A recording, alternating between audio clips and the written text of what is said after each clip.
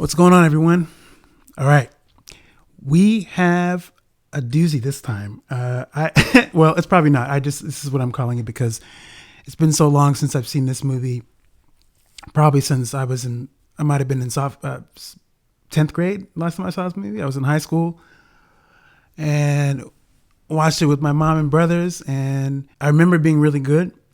And I thought recently I would put it on again just to see if I felt the same. Remember, it's literally, I've only watched it one time previously, and it was like, oh, that was a great movie. So I watched it recently, and I have some thoughts. Let's get into this movie called Desperate Measures.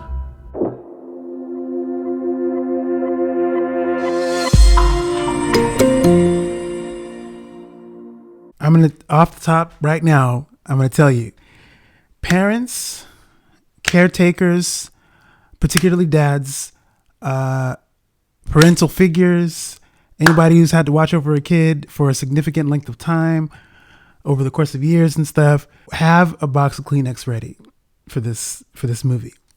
Now, not because it's particularly saccharine, like sweet, or like or it's deeply emotional, but it does have moments that will find you unexpectedly probably grabbing for some Kleenex. And first of all, I got to tell you that this movie is still good. I was riveted from start to finish. And this is another one. This is interesting about film criticism and film opinions. Anybody right now, you can go online and look at reviews for a movie. Depending on what your main stopping point is, for instance, Rotten Tomatoes, Metacritic, Google reviews, whatever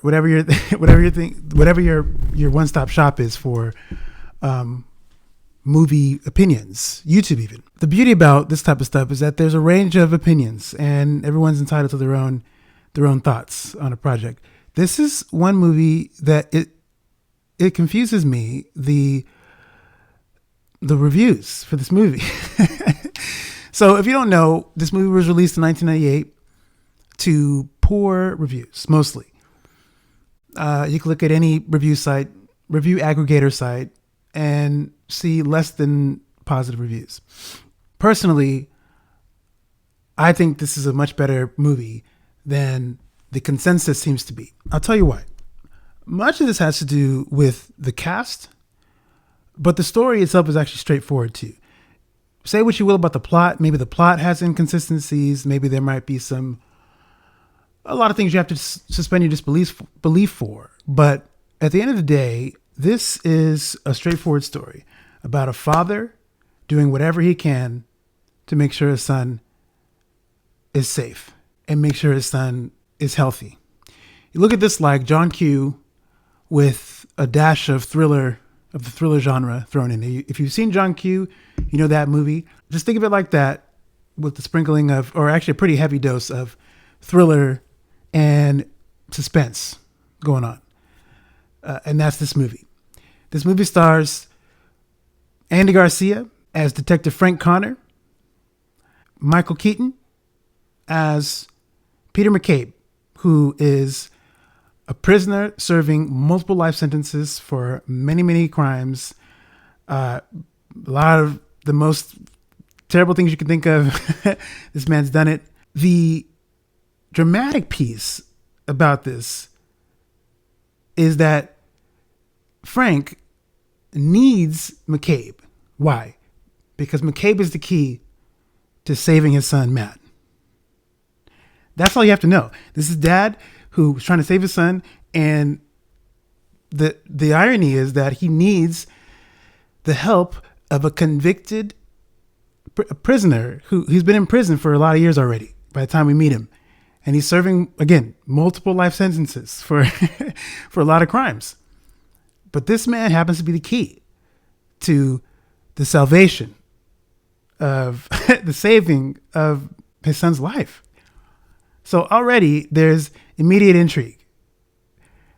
You want to see what's going on. The reason I say parents and caretakers, people who've watched over kids for some time need to be wary and go into this movie with, maybe you don't have to have a box of Kleenex, but it would be nice to have maybe a pack, one of those little packs of Kleenex.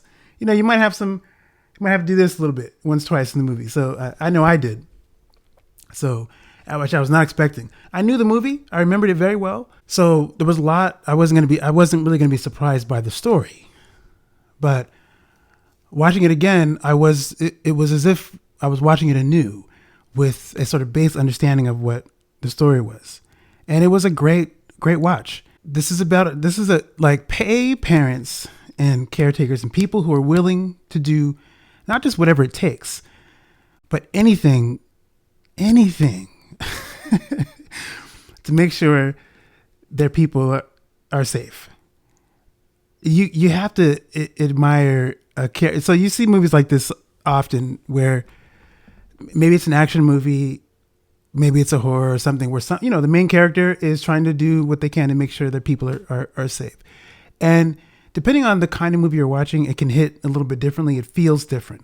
This is one of those movies where, you think of something like, Spider-Man 2, for instance, which I think is a good example of a character either being beaten down like all the way through the movie.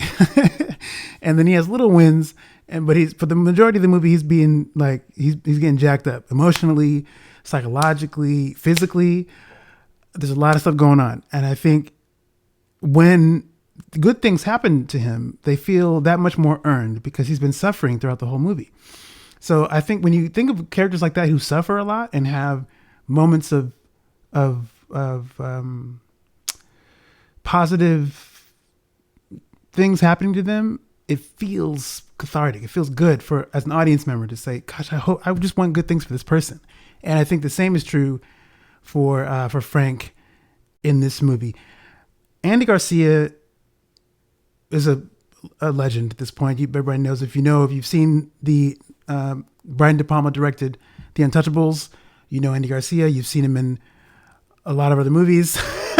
I'm drawing a blank right now, but Andy Garcia is kind of great, and he's excellent in this movie as this dedicated father, this passionate father who is breaking rules. He's a cop now, right? This guy's a detective, but it's like his job as a cop is secondary to his role as a father. And that's the beautiful thing about this movie is that, and this is my takeaway. Apparently a lot of other people didn't see this or didn't really care about that aspect of it because it was rated so poorly. But one of the things I think is great about it, not only is Andy Garcia's performance fantastic, but you feel the desperation. Desperate Measures is a perfect title for this movie because he's literally taking desperate measures to make sure his son, by the way, his son has leukemia, and the movie, it has returned. And so this is like a last ditch effort to get some care for his son. And McCabe, the prisoner played by Michael Keaton, is a match. He's a donor match for his son. And he's got to do everything in his power to either to get McCabe to give him some of the bone marrow or the transplant so his son can live, and also protect McCabe from other cops and other people, other threats that can actually damage him, because obviously, guess what?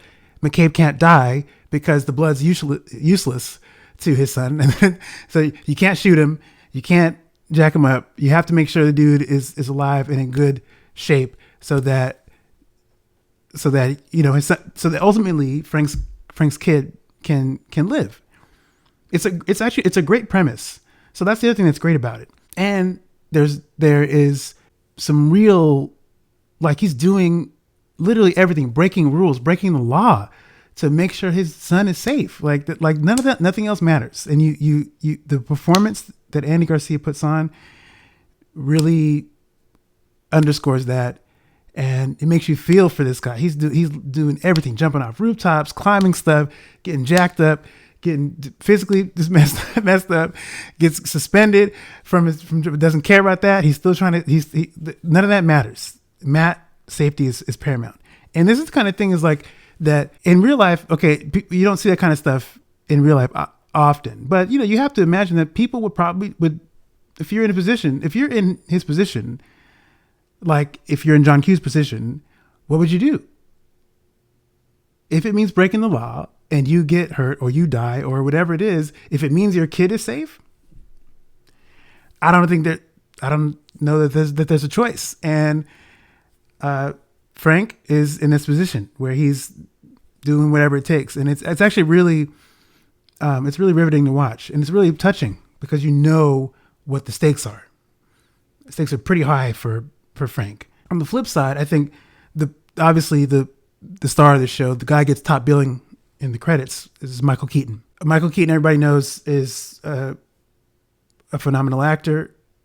And if you talk about range, Keaton has an impressive range. You look at his filmography, he's played some of the most dynamic, the most out there characters, the most grounded characters. He's done it all. And he's been sort of a character actor in certain things. He's been side characters, he's been the main guy. In this movie, he's charismatic, and he's kind of scary a little bit. I remember the first time when I first thought Michael Keaton was unsettling to me.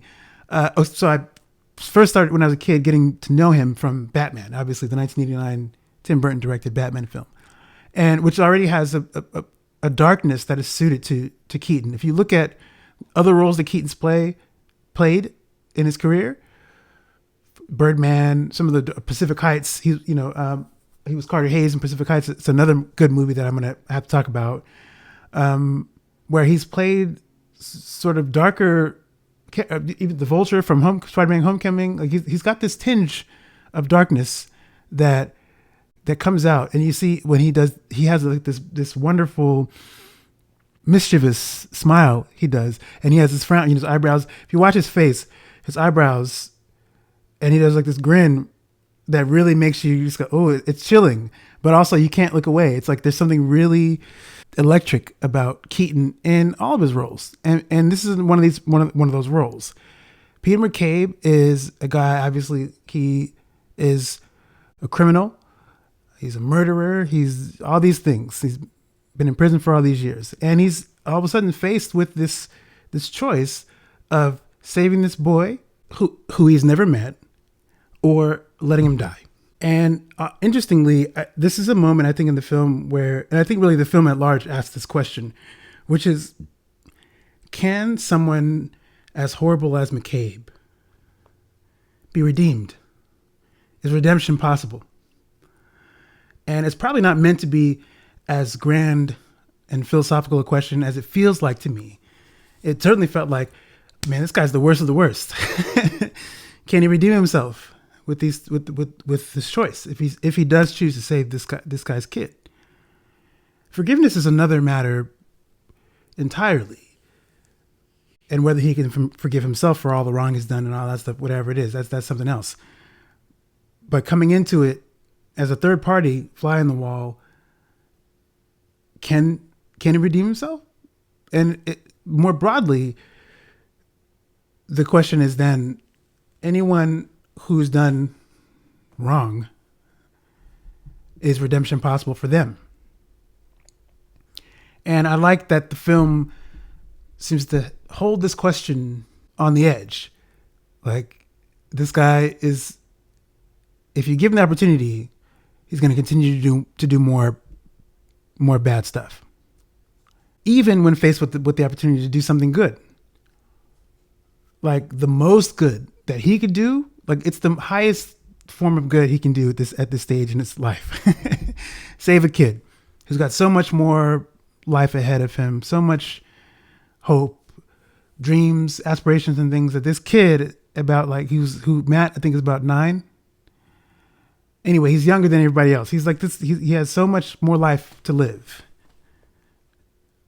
What is McCabe going to do? Is he going to save the kid?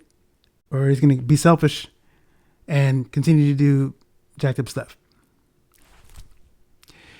It's and the way Keaton plays the dilemma, like it's been just beneath the surface. This guy is charming. He's super duper smart. His IQ is off the charts.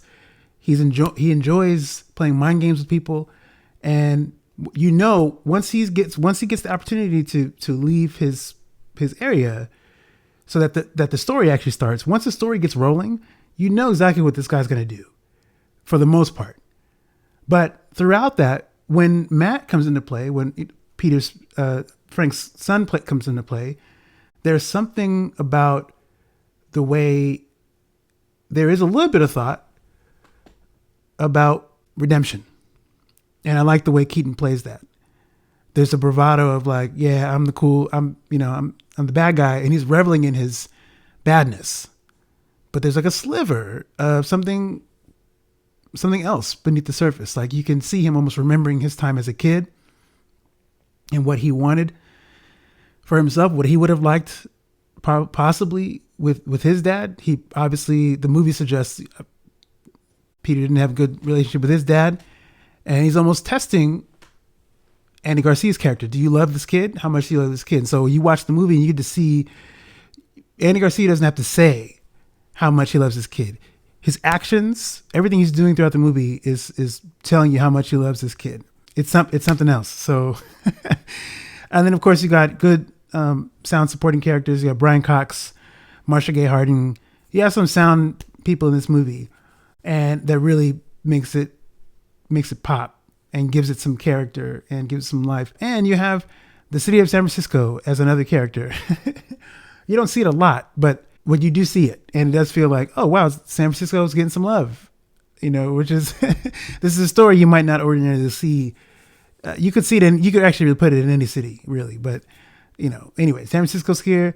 As a California kid, it's always cool to see California towns and cities outside of LA be represented. So that's cool. Desperate Measures, it was a good watch for me. I'd seen it one time in like, I don't know, almost 25 years, something like that. I don't remember, around about 24 years, whatever it is. So it was good then. It's good now. I would recommend it. I don't understand the reviews on this movie. And this is why I think that people should always, regardless of what anyone else tells you, if you're curious about the movie, watch the movie. Just like, so you can make your own assessment. Again, you've heard me say this multiple times, but I'm a big proponent of that. And if you look up the reviews, don't believe them. The movie's good. The movie's good. You just have to know, going in that it's not going to be played for like grounded reality. It's grounded in the sense that really a parent trying to save his kid, everybody understands that concept.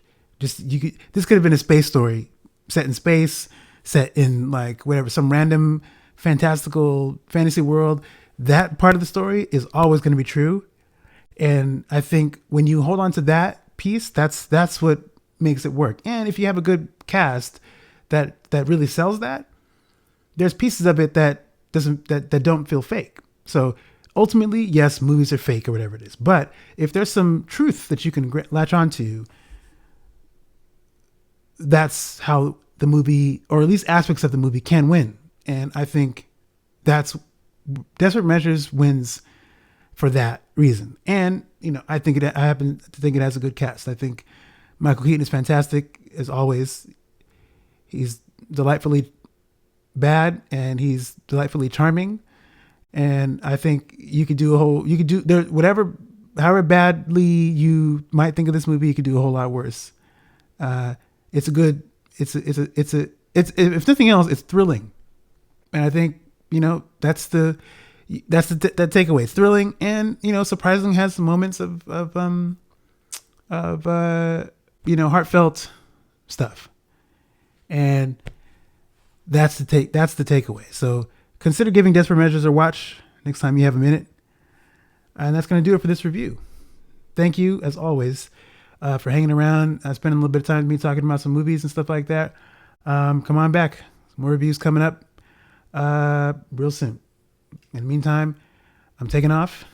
I'll see you all in the next one. Have a good one.